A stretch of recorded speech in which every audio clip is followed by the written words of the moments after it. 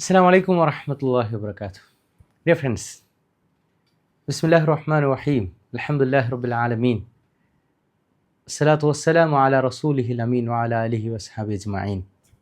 നമ്മൾ കഴിഞ്ഞ എപ്പിസോഡിൽ സൂറത്തുൻ നൂറിലെ ആയത്ത് നമ്പർ 40 ആയത്തിലെ മനോഹരമായിട്ടുള്ളൊരു ഉപമയെക്കുറിച്ചാണ് പറഞ്ഞത്. നിങ്ങൾ 39-40 ആയത്തുകളിലൂടെ ഒരു പ്രാവശ്യമെങ്കിലും കണ്ണോടിച്ചിട്ടുണ്ടാവുമെന്ന് വിചാരിക്കുന്നു. പിന്നെ നമ്മൾ കുറച്ച് പിക്ചേഴ്സൊക്കെ നോക്കാൻ പറഞ്ഞിരുന്നു ഗൂഗിളിൽ സെർച്ച് ചെയ്യാൻ. ഇൻഷാ അല്ലാഹ് നമ്മൾ ആ ആയത്ത് ബേസ് ചെയ്തുകൊണ്ട് 4 പുതിയ അറിവുകളെ കുറിച്ചാണ്, നബി സല്ലല്ലാഹു അലൈഹി വസല്ലമയുടെ കാലത്ത് ആളുകൾക്ക് ലഭിക്കാത്ത, ആളുകൾക്ക് അല്പം മനസ്സിലാക്കാൻ കഴിയാത്ത 4 അറിവുകളെ കുറിച്ച് നമ്മൾ പറഞ്ഞത്. ആ 4ഉം ഖുർആൻ്റെ ഒരു ഡിവൈനിറ്റി പ്രൂവ് ചെയ്യുന്ന ഒന്നാണ്. ഒന്ന് നമ്മൾ പറഞ്ഞു, അതിൽ പ്രത്യേകമായിട്ട് കടലിൻ്റെ 5 ലെയേഴ്സിനെ കുറിച്ച് നമ്മൾ പറഞ്ഞല്ലോ, ഇരുട്ടുകളെക്കുറിച്ച്. ഇനി നെക്സ്റ്റ് ലെസൺ എന്നുള്ളത് ഖുർആനിൽ അല്ലാഹു പറയുന്നത് എന്താ? ഔ കളുലുമാത്തിൻ ഫീ ബഹ്രിൽ ലുജ്ജിയിൻ യഗ്ശാഹു മൗജുൻ മിൻ ഫൗഖിഹി മൗജുൻ എന്ന് പറഞ്ഞാൽ ബഹ്രിൽ ലുജ്ജി അല്ലേ, ഈ ഒരു ഡീപ് സീ എന്ന് പറഞ്ഞത് അവിടുത്തെ ഇരുട്ടിനെ കുറിച്ചാണ് പറഞ്ഞത്. ലുലുമാത്ത്, അവിടെ എന്തുണ്ട്? യഗ്ശാഹു മൗജുൻ, ആ ഇരുട്ടുകളെ പൊതിയുന്ന തിരമാലകൾ ആഴക്കടലിൽ. ഇതാണ് രണ്ടാമത്തെ അറിവ് കേട്ടോ. ഈ ഇരുട്ടുകളെ പൊതിയുന്ന വേവ്സ്, തിരമാലകൾ ആഴക്കടലിലുണ്ട്. ഓക്കെ, ഇതാണ് രണ്ടാമത്തെ അറിവ്. ആഴക്കടലിലെ ആ ഇരുട്ടിനെ കുറിച്ച് പറയുമ്പോൾ അതിനെ തിരമാല മൂടിയിരിക്കുന്നതാണ് ഖുർആൻ പറയുന്നത്. ശരിക്കും നമ്മൾ വ്യത്യസ്ത ലെയേഴ്സിനെ കുറിച്ച് പറഞ്ഞപ്പോൾ നമുക്ക് മനസ്സിലായത് അതിൻ്റെ ഒരു സ്ട്രക്ചർ എന്താ നമുക്ക് മനസ്സിലായി. ഇനി ആധുനിക കാലത്ത് തെളിയിക്കപ്പെട്ട ഒന്നാണ് അതിൻ്റെ മുകളിലുള്ള, ആ ഇരുട്ടിന് മുകളിലുള്ള എന്തിനെക്കുറിച്ച്? തിരമാലകളെക്കുറിച്ച്. ശരിക്കും സാധാരണയായി സമുദ്രത്തിൻ്റെ അല്ലെങ്കിൽ കടലിൻ്റെ ഉപരിതലത്തിൽ എന്താ കാണുക? നമ്മൾ തിരമാലകൾ കാണും അല്ലേ, വേവ്സുകൾ കാണും. പക്ഷേ ഈ സമുദ്രത്തിൻ്റെ ഉൾഭാഗത്തും തിരമാലകൾ ഉണ്ട് എന്നാണ് ഈ ആയത്തുകളിലൂടെ പറഞ്ഞു വരുന്നത്. ഈ ആന്തരിക തിരമാലകൾ ഉണ്ടാകുന്നത് മുകളിലുള്ള ഈ ഡെൻസിറ്റി കുറഞ്ഞ, ഞാൻ അടിയിലെ തിരമാലയെ കുറിച്ചാണ്, ഡെൻസിറ്റി കുറഞ്ഞ ചൂടുള്ള വെള്ളവും, ഓക്കെ, താഴെയുള്ള ഡെൻസിറ്റി കൂടിയ, മലയാളത്തിൽ ഘനത്വം എന്ന് പറയട്ടോ, വെള്ളവും കൂടി ചേരുന്നിടത്താണ് എന്ത് ചെയ്യുന്നത്? ഈ തിരമാലകൾ ഉണ്ടാവുന്നത്. ശരിക്കും പഠിക്കാൻ എന്താ ചെയ്തതെന്ന് വെച്ചാൽ ശുദ്ധജലവും ഉപ്പുജലവും കൂടി ഒരു സംഭരണിയിൽ എടുത്തിട്ട് അവർ രണ്ടും കൂടിച്ചേരുന്ന സ്ഥലം ശരിക്കും നിങ്ങൾക്ക് എളുപ്പത്തിൽ കാണാൻ കഴിയും കേട്ടോ. അവിടെ നിങ്ങൾ ഒരു തരംഗം ഉണ്ടാക്കിയാൽ അതിൻ്റെ വളരെ ചെറിയൊരു പ്രഭാവം മാത്രമേ ഉപരിതലത്തിൽ കാണാൻ പറ്റുള്ളൂ. അപ്പോൾ നിങ്ങൾ അങ്ങനെ ഒരു പരീക്ഷണം കൂടി നടത്തി നോക്ക്. അപ്പോൾ ഈ അറിവാണ് രണ്ടാമത്തെ അറിവായിട്ട് നമ്മൾ പറഞ്ഞത്. ആ ഇരുട്ടിന് മുകളിൽ എന്തുണ്ട്? തിരമാലകളുണ്ട്. ഇരുട്ടിന് മുകളിൽ എന്തുണ്ട്? തിരമാലകൾ നമുക്ക് കാണാൻ കഴിയും. അതുമാത്രമല്ല, നോക്കണേ, ഈ ആഴക്കടലിലെ ഇരുട്ടിൻ്റെ മുകളിൽ തിരമാലകളുണ്ട്.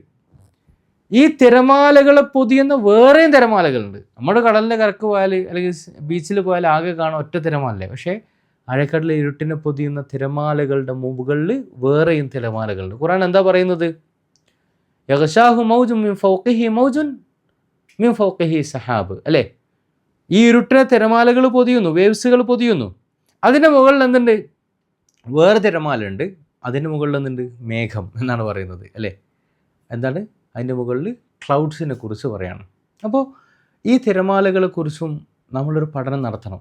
അപ്പോൾ നമുക്ക് മനസ്സിലാവുന്നത് ഈ ഖുർആൻ എത്രമാത്രം അഭൗതികമായ ഇൽമുകളെക്കുറിച്ച് പറയുന്നു. ശരിക്കും ഈ തിരമാലകൾ ഉണ്ടാക്കുന്ന ഘടകം നമ്മൾ പഠിച്ചു നോക്കിയിട്ടുണ്ടോ? എങ്ങനെ തിരമാലകൾ ഉണ്ടാകുന്നത്? കാറ്റുകളാണ് സാധാരണ ഉണ്ടാകുന്ന, നമ്മൾ കാണുന്ന തിരമാലകളുടെ പ്രധാനപ്പെട്ട കാരണം. എന്നാൽ സമുദ്രത്തിൽ നടക്കുന്ന ഭൂകമ്പം, അഗ്നിപർവ്വത സ്ഫോടനങ്ങൾ എന്നിവ വഴി എന്ത് ചെയ്യുന്നു? തിരമാലകൾ ഉണ്ടാകാറുണ്ടെന്നാണ് നമുക്ക് പഠനങ്ങളിലൂടെ മനസ്സിലാക്കാൻ സാധിക്കുന്നത്. ഇതിൽ നമ്മൾ മനസ്സിലാക്കേണ്ടത് ആയിരക്കണക്കിന് കിലോമീറ്ററുകൾ സഞ്ചരിച്ചാണ് പലപ്പോഴും തിരമാലകൾ ഇങ്ങനെ കരയിലെത്തി ഇങ്ങനെ വീശിയടിക്കുക അല്ല. എന്ത് രസമായിരിക്കും അത്! ചെറിയ കുമിളകൾ മുതൽ ഏകദേശം 30 മീറ്റർ ഉയരത്തിൽ വരെയുള്ള തിരമാലകൾ സമുദ്രത്തിൽ ഉണ്ടാവാറുണ്ട്. അപ്പോൾ നമ്മൾ 3 ഇൽമുകളെ കുറിച്ച് പറഞ്ഞു. ഇനി നാലാമത്തെ ഇൽമ് വളരെ പ്രധാനമാണ്. നാലാമത്തെ ഇൽമ് എന്താ? ഇതാ അഖ്റജ യദഹു ലം യഖദി യറാഹ. ആഴക്കടലിലെ ഇരുട്ടിൽ ഒരാൾ സ്വന്തം കൈകളെ പോലും കാണാൻ കഴിയില്ല അല്ലേ? നിങ്ങളൊന്ന് ആലോചിച്ച് നോക്ക്. നമ്മളെ കൈ കാണാൻ കഴിയില്ല എന്ന് പറയുമ്പോൾ എത്ര ഇരുട്ടുണ്ടാവും അതിൽ, അല്ലേ? സ്വന്തം കൈ പുറത്തേക്ക് സ്ട്രെച്ച് ചെയ്താൽ കാണാൻ കഴിയാത്ത ഇരുട്ട്. അങ്ങനെ ഉണ്ടോ? അവിടെ ജീവികളുണ്ട്, അല്ലേ? നിങ്ങൾ പഠിച്ചിട്ടുണ്ടോ? ആഴക്കടലിലെ ചില ജീവികൾ പ്രകാശം ഉണ്ടാക്കിക്കൊണ്ട് എന്ത് ചെയ്യുന്നു? തൻ്റെ ഇണകൾ ആകർഷിക്കും. അവൾക്ക് ലൈറ്റ് വേണം, അല്ലേ? അവൾക്ക് ലൈറ്റ് ആര് കൊടുക്കും?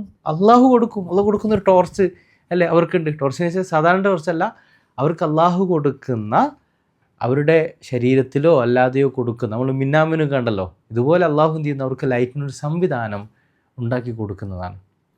ശരിക്ക് കഴിഞ്ഞ നൂറ്റാണ്ടിൽ മാത്രമാണ് അന്തർവാഹിനികളുടെ സഹായത്താൽ സമുദ്രത്തിൻ്റെ ഡീപ് സീയിൽ, സമുദ്രത്തിൻ്റെ അന്തർഭാഗത്തുള്ള കുറിച്ചുള്ള പഠനങ്ങൾ നടത്താൻ തുടങ്ങിയത്. ശരിക്കും സമുദ്രാന്തർഭാഗത്തെ പ്രതിഭാസങ്ങളിൽ 5% മാത്രമേ ഇന്നുവരെ നമുക്ക് മനസ്സിലാക്കൂ. എത്ര ശതമാനമാണ്? 5% മാത്രമേ ഇന്നും നമുക്ക് മനസ്സിലായിട്ടുള്ളൂ. അപ്പോൾ അന്നത്തെ കഥ എന്താണ്? ശരിക്കും ഇതിൻ്റെ ഒരു നാൾവഴികൾ, ഇതെങ്ങനെ സംഭവിച്ചതിനെ കുറിച്ച് നമുക്കൊന്ന് പറഞ്ഞു നോക്കാം. സമുദ്രത്തിൻ്റെ അടിഭാഗത്തെക്കുറിച്ച്, സമുദ്രാന്തർഭാഗത്തെക്കുറിച്ച് എന്ന് പറഞ്ഞാൽ ഡീപ് സീ, അതിനെക്കുറിച്ച് മുങ്ങൽ വിദഗ്ധന്മാർ നൽകുന്ന അറിവ് മാത്രമേ 19-ാം നൂറ്റാണ്ട് വരെ ഉണ്ടായിരുന്നുള്ളൂ. 19th സെഞ്ച്വറി വരെ ഉണ്ടായിരുന്നുള്ളൂ. 20 മീറ്ററിലധികം ആഴത്തിലേക്ക് സാധാരണഗതിയിൽ ഒരാൾക്ക് പോകാൻ കഴിയില്ല. ഒന്ന് ആലോചിച്ച് നോക്കണം കേട്ടോ. അതായത് ഈ മുങ്ങൽ വിദഗ്ധരാളുകളുണ്ടല്ലോ, ഓല് പറയുന്ന എൽമ ഉണ്ടായിരുന്നുള്ളൂ. ഓൾക്ക് അങ്ങനെ 20 മീറ്റർ അടിയിലേക്ക് പോകാൻ കഴിയില്ല. 1925 ഫ്രഞ്ചുകാരനായ പ്രിയറും മോറിസ് ഫ്രൻസും കൂടി ആഴക്കടലിൽ നീന്തുന്നതിനായുള്ള ആദ്യത്തെ സ്ക്യൂബ സിസ്റ്റം ഡിസൈൻ ചെയ്തു, അല്ലേ? സ്ക്യൂബ ഡൈവിങ് നമ്മൾ കേട്ടിട്ടുണ്ടല്ലോ. അപ്പോൾ എന്ന് പറഞ്ഞാൽ അത്രയും കാലം മനുഷ്യർക്ക് അടിയിലേക്ക് പോകാൻ കഴിയാത്തൊരു സിറ്റുവേഷൻ ആയിരുന്നു.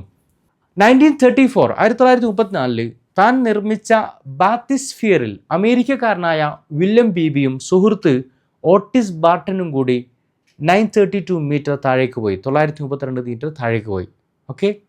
1954 ഫ്രഞ്ചുകാരനായ ജോർജ് ഹൗട്ടും പ്രിയർ വിൽമും കൂടി FNRS-3 എന്ന അന്തർവാഹിനിയിൽ 4041 മീറ്ററുകൾ താഴേക്ക് പോയി. നെക്സ്റ്റ് 1960 അമേരിക്കക്കാരനായ ഡോൺ വാൾഷും സ്വിറ്റ്സർലാൻഡുകാരനായ ജാക്വിസ് പിക്കാർഡും കൂടി ട്രീസ്റ്റേ എന്ന അന്തർവാഹിനിയിൽ ഭൂമിയിലെ ഏറ്റവും ആഴമുള്ള ഭാഗം, നോക്കണം കേട്ടോ, ആഴമുള്ള ഭാഗം മറിയാന ട്രെഞ്ചിൻ്റെ അടിഭാഗത്തെത്തി. നിങ്ങൾ മറിയാന ട്രെഞ്ചിനെ കുറിച്ച് ഗൂഗിളിൽ സെർച്ച് ചെയ്ത് പഠിക്കണം.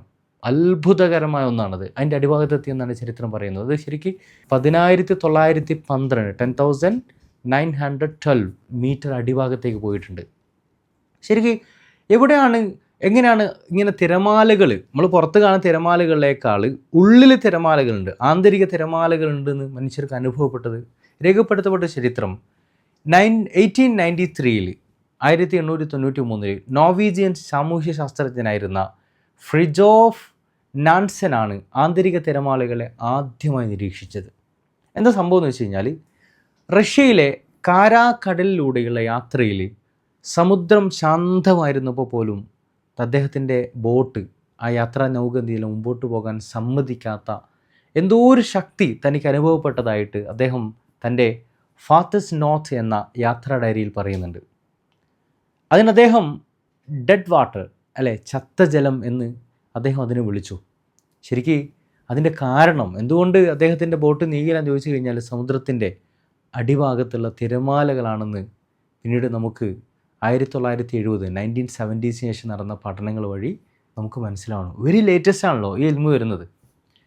ശരിക്കും നമുക്ക് ആന്തരിക തിരമാലകളുടെ കണ്ടുപിടിച്ചതിനെക്കുറിച്ച് ഒന്നുകൂടി സംസാരിക്കാം. ജിബ്രാൾട്ടർ കടലിടുക്കിൽ രൂപപ്പെടുന്ന ആന്തരിക തിരമാലകളെക്കുറിച്ച് 1960s തന്നെ അവിടെ നടന്ന പര്യവേക്ഷണങ്ങളിലൂടെ സമുദ്രശാസ്ത്രജ്ഞർ മനസ്സിലാക്കിയിരുന്നെങ്കിലും അതേക്കുറിച്ച് കൃത്യമായ വിവരങ്ങളൊന്നും അറിയായിരുന്നില്ല. അങ്ങനൊരു കൃത്യമായ വിവരങ്ങളൊന്നും അറിയാമായിരുന്നില്ല. 1972 ജൂലൈ 23 അമേരിക്ക വിക്ഷേപണം ചെയ്ത earth resources technology satellite ERTS-1, നിങ്ങൾ ഗൂഗിളിൽ സെർച്ച് ചെയ്യാം, അത് ആന്തരിക തിരമാലകളെക്കുറിച്ച് കൂടുതൽ കൃത്യമായ വിവരം നൽകി. ആന്തരിക തിരമാലകൾ നമുക്ക് മനസ്സിലായില്ലേ, ഡീപ് സീയിലുള്ള തിരമാലകൾ. ഈ കടലിനടിയിലുള്ള തിരമാലകളെക്കുറിച്ച് പഠനങ്ങൾ അധികവും അതിനുശേഷമാണ് യഥാർത്ഥത്തിൽ നടക്കുന്നത്. അപ്പോൾ എന്ന് പറഞ്ഞാൽ നിങ്ങൾ ശരിക്കും ആലോചിച്ച് നോക്ക്, ഈ പറഞ്ഞ ഫാക്റ്റുകളൊക്കെ വെച്ചിട്ട് വെരി ലേറ്റസ്റ്റ് ആയിട്ട് ശാസ്ത്രജ്ഞന്മാർ വളരെ ശ്രമകരമായ ദൗത്യത്തിലൂടെ, അതിൽ തന്നെ എത്ര ശതമാനം അറിയുമെന്ന് പറഞ്ഞാൽ ഓൺലി 5% എന്നാ പറഞ്ഞത്. ഇപ്പോൾ കുറച്ചും കൂടി മുമ്പോട്ട് പോയി നമുക്ക് പ്രതീക്ഷിക്കാം. ഇൽമ് വിശുദ്ധ ഖുർആനിൽ 1400 വർഷം മുമ്പ് റസൂലുള്ളാഹി സ്വല്ലല്ലാഹു അലൈഹി വസല്ലം ആൾക്ക് പറഞ്ഞു കൊടുക്കുകയാണ്. എന്നാൽ നബി സല്ലല്ലാഹു അലൈഹി വസല്ലം ആരാണ്? അൺലെറ്റേഡ് ആണ്, ഇല്ലിറ്ററേറ്റ് ആണ്. നമ്മൾ മനസ്സിലാക്കിയത്. അപ്പോൾ ഇത് ആരാണ് ഈ ഇൽമ് കൊടുത്തത്? അള്ളാഹു കൊടുത്തതാണ്. ഇതെന്താണ് നമ്മൾ തെളിയിക്കുന്നത്? നമ്മുടെ കയ്യിലുള്ള ഈ ഖുർആൻ അതൊരു ഡിവൈൻ ബുക്കാണ്. ഖുർആൻ്റെ ഒരു ഡിവൈനിറ്റി, ഖുർആൻ്റെ ഒരു മിറാക്കിള് പ്രൂവ് ചെയ്യുന്നതാണ് ഈ പറഞ്ഞ പഠനങ്ങളെന്നാണ് നമുക്ക് മനസ്സിലാക്കാൻ സാധിക്കുന്നത്. ഡിയർ ഫ്രണ്ട്സ്, ഞാൻ കുറച്ച് കാര്യങ്ങൾ ഇങ്ങനെ പറയുന്നതല്ലോ കേട്ടോ, നമ്മൾ റിസർച്ച് ചെയ്തിട്ടോ അല്ലെങ്കിൽ മനസ്സിലാക്കിയിട്ടോ പഠിച്ചതോ കാര്യങ്ങൾ. പക്ഷെ നിങ്ങളെന്താ ചെയ്യേണ്ടത്? നമുക്ക് അള്ളാഹു തന്ന ബുദ്ധി തന്നു അല്ലേ, നമ്മൾ മൃഗങ്ങളെയും പക്ഷികളെയും പോലെ ഒന്നല്ല. അപ്പോൾ നമ്മൾ എന്ത് ചെയ്യണം? കൂടുതലിനെക്കുറിച്ച് ചിന്തിക്കണം. ഖുർആൻ അതിനെ പ്രോത്സാഹിപ്പിക്കുന്നുണ്ട്. തദബ്ബുർ ചെയ്യണം എന്ന് മാത്രമല്ല, കൂടുതൽ റിസർച്ചുകൾ നമ്മൾ നടത്തി കഴിഞ്ഞാൽ നമുക്ക് ബോധ്യപ്പെടും, അൽഹംദുലില്ലാ, എൻ്റെ കയ്യിൽ എനിക്ക് അള്ളാഹു തന്നത് അവൻ്റെ കലാമാണ്, എത്ര മനോഹരമാണത്, നമുക്ക് അഭിമാനിക്കാം എന്ന് മാത്രമല്ല, അതിലൂടെ അള്ളാഹുവുമായിട്ട് അടുക്കാൻ, ആത്മബന്ധം സ്ഥാപിക്കാൻ നമുക്ക് സാധിക്കണം. അള്ളാഹു നമ്മൾ അനുഗ്രഹിക്കുമാറാകട്ടെ. നമ്മൾ നല്ല സയൻറ്റിസ്റ്റുകൾ, ആസ്ട്രോണമേഴ്സ് ഒക്കെ നമ്മൾ ഉണ്ടായിത്തീരട്ടെ. നമുക്ക് സമുദ്രത്തെക്കുറിച്ചും നന്നായി പഠിക്കുന്ന ആളുകൾ അല്ലേ, ഓഷ്യനോഗ്രഫി അതിൽ എക്സ്പേർട്ട് ആളുകൾ നമുക്ക് ഉണ്ടായിത്തീരണം. അള്ളാഹു അനുഗ്രഹിക്കുമാറാകട്ടെ. അസ്സലാമു അലൈക്കും വറഹ്മത്തുള്ളാഹി വബറകാതുഹു.